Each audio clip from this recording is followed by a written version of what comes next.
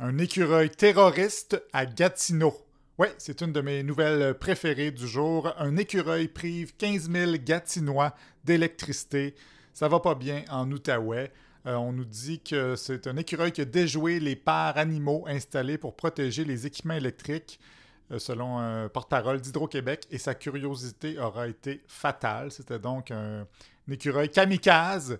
Bon, moi, vous savez, j'ai souvent parlé des écureuils à la radio tellement que encore aujourd'hui, même si ça fait peut-être 5 ans que je n'ai pas parlé des écureuils à la radio, il y a des gens qui, chaque semaine, plusieurs fois par semaine, m'envoient des vidéos d'écureuils, des nouvelles sur des écureuils, toutes sortes d'histoires sur des écureuils. J'ai été invité la semaine passée justement à l'émission de Radio-Canada en Outaouais, à la radio, pour parler des écureuils, et j'ai refusé parce que je vais vous le dire maintenant, je suis un charlatan de la haine envers les écureuils. Je m'en sac un petit peu des écureuils. C'est juste que c'est quand même assez funny des fois de parler des écureuils. Et encore dans ce cas-ci, cet écureuil, on a toujours dit, hein, les écureuils, c'est des rats qui ont le sens du marketing. Ils servent surtout, en fait, pour attirer les touristes, hein, qui nourrissent nos écureuils, qui les entretiennent. Et c'est pour ça qu'ils deviennent des monstres. Bon, je suis encore en train de me rembarquer dans mon personnage haineux des écureuils.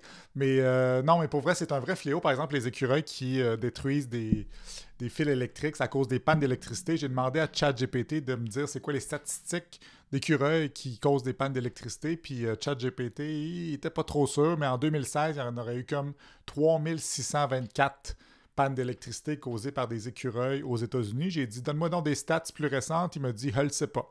Fait que voilà, l'intelligence artificielle, pas tout à fait au point.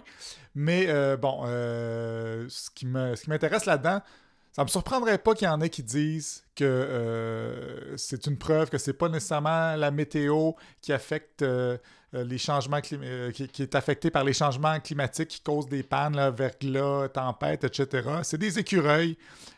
Puis ça me surprendrait pas parce qu'avec l'histoire du gars là, qui a sacré le feu dans les forêts en Abitibi, l'été passé, il y a plein de monde encore qui disent vous voyez, c'est pas les changements climatiques, c'est un gars qui a mis le feu, comme si c'était de la combustion spontanée, puis ça n'avait aucun lien avec le fait que ça soit sec en sacrifice. Donc, voilà la nouvelle d'écureuil du jour. Sinon, les autres nouvelles intéressantes, les rumeurs d'expansion de la LNH, c'est sur le site de Radio-Canada, Martin Leclerc, qui fait toujours des bons textes. Il nous dit ici que c'est un peu louche l'histoire de Salt Lake City qui dit tout d'un coup qu'ils sont disponibles pour une expansion alors qu'ils sortent un peu de nulle part. Ça a l'air stagé selon lui parce qu'il soupçonne que c'est plutôt les Coyotes d'Arizona qui vont déménager à Salt Lake City dans les prochaines années parce que ça va pas bien pour les Coyotes. Radio-Canada toujours. Après les fax, les vieux adressographes perturbent les hôpitaux du Québec. Les adressographes.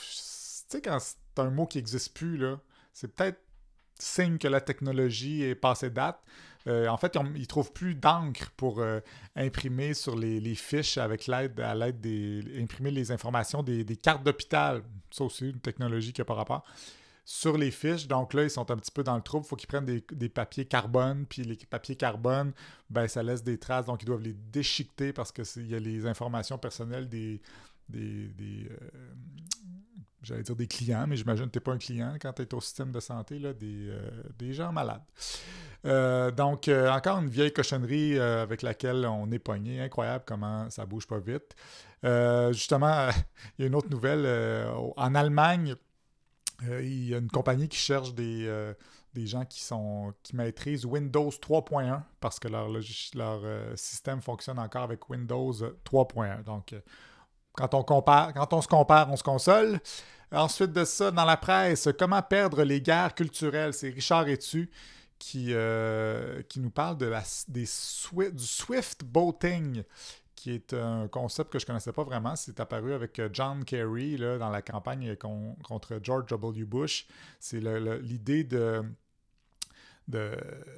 faire une campagne mensongère qui est destinée à dénigrer un adversaire politique en s'attaquant à un aspect positif, voire vertueux de sa personnalité ou de son histoire. Dans le cas de John Kerry, c'est qu'il avait servi pendant la guerre du Vietnam sur des Swift Boats.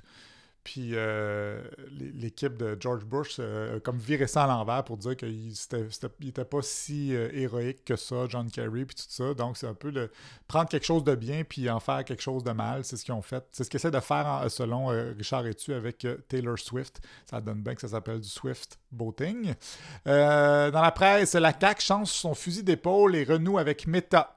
Et la présidente, la directeure générale de la CAQ, Brigitte Legault, elle dit que c'est entre autres parce qu'ils veulent pouvoir rejoindre les gens en région, vu qu'il n'y a presque plus de journaux locaux, ils sont plus capables de parler à ces personnes-là, donc ils font de la pub plus spécifiquement dans les régions. Peut-être que ça va les inciter à aider la presse locale, on croise les doigts. Et enfin, The Apple Vision Pro's killer app is Kitchen Timer. C'est dans le Wired magazine. Donc, l'application la plus utile du nouveau Apple Vision Pro, ce serait les minuteries pour la cuisine. Semble-t-il que quand tu fais à manger avec l'Apple Vision Pro, tu peux avoir plein de timers pour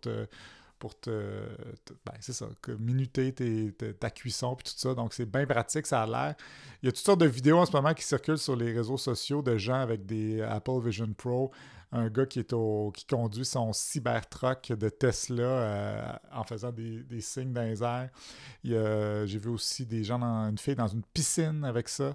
Et j'ai vu aussi un gars qui traverse la rue à San Francisco, puis en plein milieu de la rue, il s'arrête pour bouger des écrans. Fait que je pense qu'on est en train de s'adapter à cette nouvelle réalité. Alors voilà, c'était vos nouvelles du jour. Je vous rappelle, tous les liens sont disponibles sur aster.ca et plein d'autres, dont une nouvelle sur Sparte. Oui, allez voir ça, de l'histoire. Bonne journée!